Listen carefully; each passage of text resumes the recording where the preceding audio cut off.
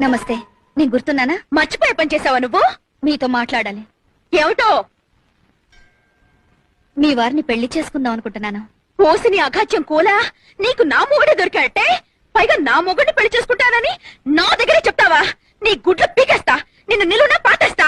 మీరు ఇలా ఆవేశపడ్డంలో అర్థం ఉంది. అర్థమా? అర్థం ఉన్నారా? మీరు కోపం తెచ్చుకోకుండా నేను చెప్పేది వినండి.